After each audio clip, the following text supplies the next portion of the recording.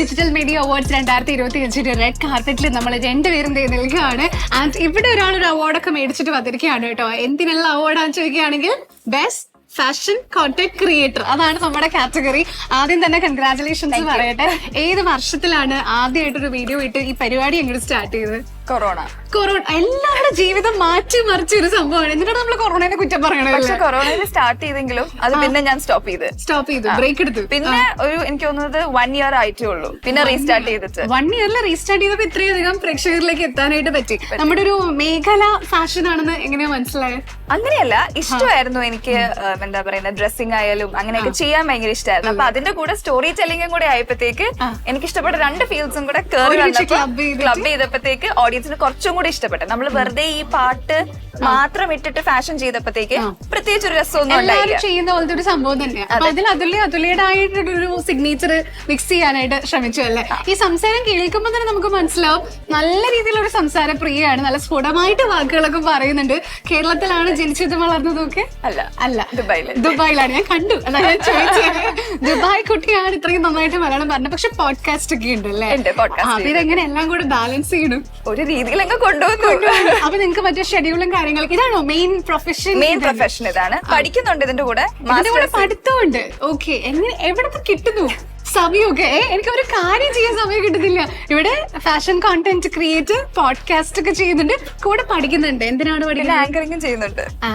നമ്മുടെ കയ്യിലെ പാറ്റിടാനായിട്ടോ കേട്ടോ അല്ല. അപ്പൊ ഇത് എന്തിനാണ് പഠിക്കുന്നത്? മാസ്റ്റേഴ്സ് ചെയ്യുവാണ് ഇന്റർനാഷണൽ ബിസിനസ്സിൽ. അടിപൊളി. അപ്പൊ ഇത് തന്നെ മുന്നോട്ട് കൊണ്ടുപോകാനാണോ അതുല്യയുടെ ഒരു പ്ലാൻ? ഡെഫിനറ്റ്ലി. വീട്ടിൽ നിന്നൊക്കെ ഫുൾ സപ്പോർട്ടാണ്?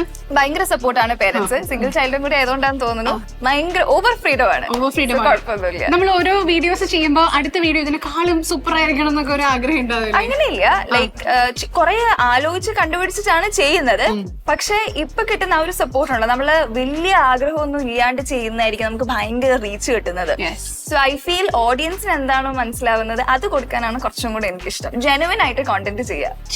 ജെൻസി കിഡ് ആണോ? അല്ല. പക്ഷെ കണ്ട ഒരു ജെൻസി സുന്ദരിയുടെ ലുക്കൊക്കെ ഉണ്ട്. പക്ഷെ ഞാൻ ചോദിക്കട്ടെ, ഈ കൂടുതൽ ഇപ്പോഴത്തെ ജനറേഷനിലുള്ള ആൾക്കാരെന്ന് പറഞ്ഞാൽ ഡിജിറ്റൽ മീഡിയയിൽ ഭയങ്കര ഒപ്പിട്ടായിട്ട് നിൽക്കുന്ന ആൾക്കാരാണ്. സോ ഇന്ന് നമ്മുടെ അവിടുത്തെ ഡിജിറ്റൽ മീഡിയ അവാർഡ്സ് ആണ് കിട്ടിയിട്ടുള്ളത്. എന്താണ് പ്രേക്ഷകരോട് പറയാനുള്ളത്? അയ്യോ, അവരെ കാരണമാണ് ഇപ്പൊ ഞാനിവിടെ നിൽക്കുന്നത്. ബിക്കോസ് അവരുടെ സപ്പോർട്ട് ഇസ് ലൈക്ക് ഇമ്മെൻസ്. നമ്മൾ ഒരു ദിവസം ഒരു വീഡിയോ ഇട്ടില്ലെങ്കിൽ, അല്ലെങ്കിൽ കുറച്ച് ദിവസം വീഡിയോ ഗ്യാപ്പ് വന്നു കഴിഞ്ഞാൽ ചേച്ചി എന്താ വീഡിയോ ചെയ്യാത്തത്, അല്ലെങ്കിൽ ചേച്ചിയുടെ വീഡിയോസ് ഇത്രയും നല്ലതാണ്, അവരുടെ മോട്ടിവേഷൻ ഉണ്ടല്ലോ. അല്ലെങ്കിൽ ഓരോ ബ്രാൻഡ് കൊളാബ് ചെയ്യുമ്പോഴും ഇത്രയും പ്രോഡക്ട്സ് സെല്ലായി പോയി, അല്ലെങ്കിൽ അത്രയും സെയിൽ നടന്നെന്ന് പറയുമ്പോൾ എനിക്ക് ഇതിലും വലിയൊരു അവാർഡ് വേറെ ഒന്നും ഇല്ല ആക്ച്വലി. സോ അതാണ് ഏറ്റവും വലിയ മോട്ടിവേഷൻ എന്ന് പറയുന്നത്. ആദ്യമായിട്ട് കിട്ടുന്ന അവാർഡാണ്. Yes, first time. So Amrita award is very special for അതുല്യ.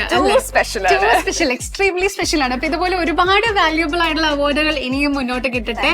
അമൃത ടിവിയുടെ പ്രോഗ്രാംസ് ഒക്കെ കാണാറുള്ള ആളാണോ? അധികം കാണാറില്ല, പക്ഷെ എന്നാലും കുറേയൊക്കെ കാണാറുണ്ട്. അറ്റ്ലീസ്റ്റ് ഫോണിൽ വരുന്ന വീഡിയോസ് റീൽസിൽ കുറെ കണ്ടിട്ടുണ്ട്. അതിൽ ഏറ്റവും ഇഷ്ടപ്പെട്ട ഒരു പ്രോഗ്രാം ഫ്രം അമൃത ടിവി ഏതാണ്?